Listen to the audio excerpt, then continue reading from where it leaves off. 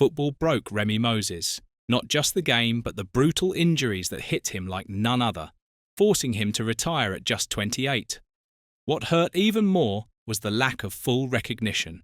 He gave everything, his fight, his body, his best, but never got the credit he truly deserved. No legendary status, no endless praise, just a quiet exit from a game that moved on without him. Injuries didn't just slow him down, they completely derailed him, forcing him into early retirement at just 28.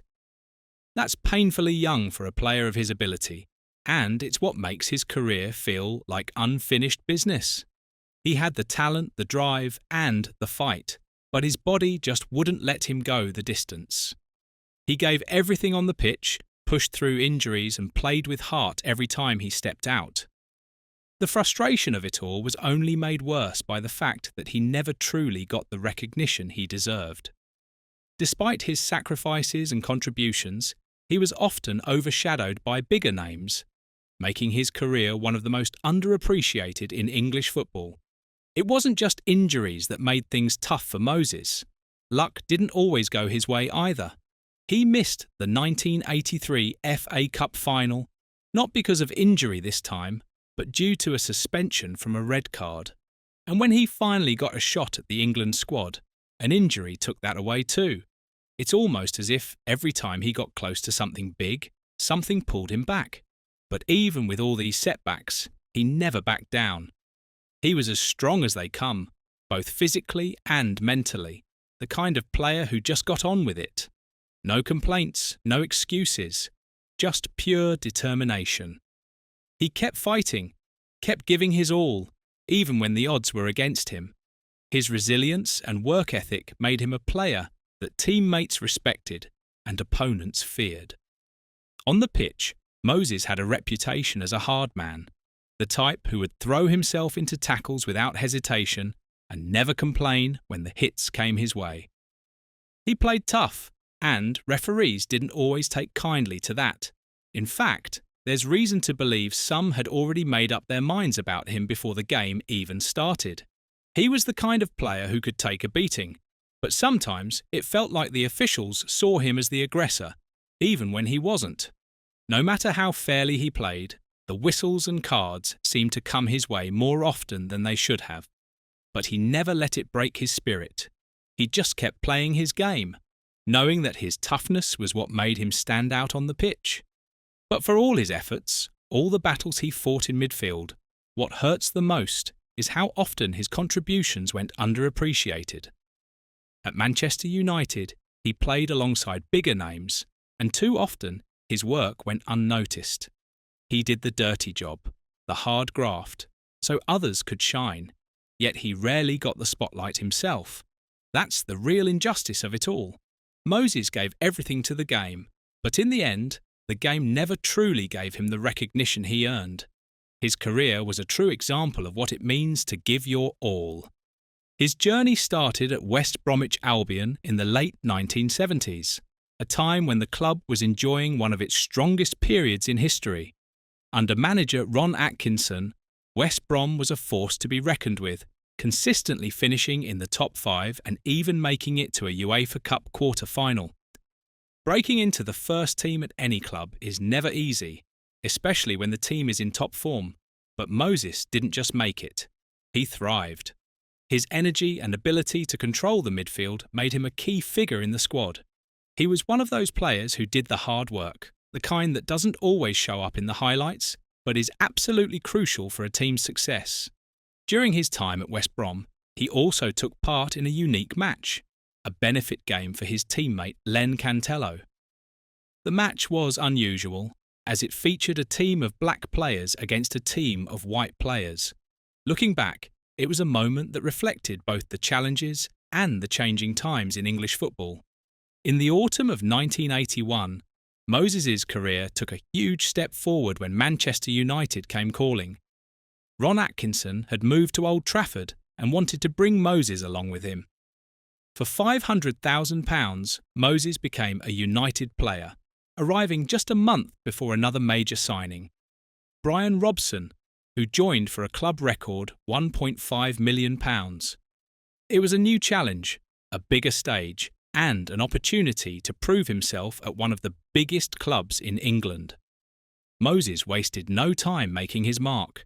He made his debut for United on September 19th, 1981, against Swansea City. That same season, he also wrote his name in the club's history books by becoming the first black player to score for Manchester United. It was a significant moment, not just for him, but for the club and English football as a whole. But Moses wasn't one for seeking personal glory. He was all about the team, doing the gritty work in midfield, winning tackles, breaking up opposition attacks, and keeping things moving.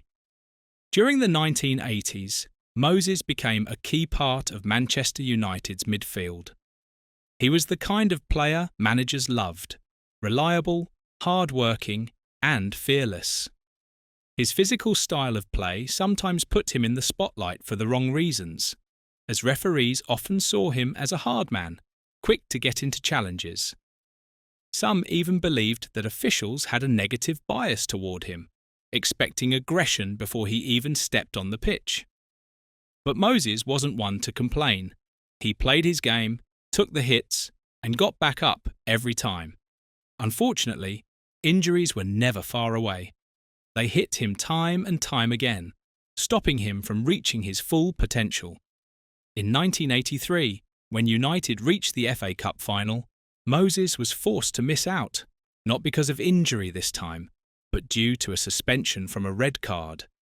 Then, in 1985, when the team lifted the trophy again, he was sidelined with yet another injury. For a player who gave so much, missing out on those moments was heartbreaking. By 1985, Moses was on the verge of something even bigger, a call-up to the England national team. It was the recognition he had worked so hard for, a chance to represent his country. But once again, fate had other plans. Just when his opportunity came, an injury ruled him out, forcing him to miss most of the 1985-86 season. It was yet another cruel blow. To make matters even tougher, United had found another midfield option in Norman Whiteside, a talented young player who had been converted from a striker to a midfielder. With Whiteside in the squad and injuries piling up, Moses found himself slowly being pushed out of the team. By the time the 1987-88 season arrived, Moses' time at Manchester United was nearing its end. His body had taken too much damage, and despite his best efforts, he couldn't stay on the pitch consistently. Eventually, the inevitable happened. In the 1988-89 season, at just 28 years old, Moses was forced to retire from professional football. It was far too soon for a player of his ability, but the game had taken its toll. Retirement can be a difficult transition for any athlete, but Moses found new paths to follow. By 2000, he had built a successful career as a property dealer in Alkrington, Greater Manchester. But football wasn't entirely out of his life. In his spare time, he found a different kind of competition, coaching the Manchester Warriors under-20 inline skating team. The team wasn't just good, they were dominant, winning the GB Inline Hockey League and just about every other trophy available. Even after football, Moses still had that competitive spirit, that drive to win. Looking back at his career, it's clear that Moses gave everything to the game. He fought for every ball, played through pain, and put his team first.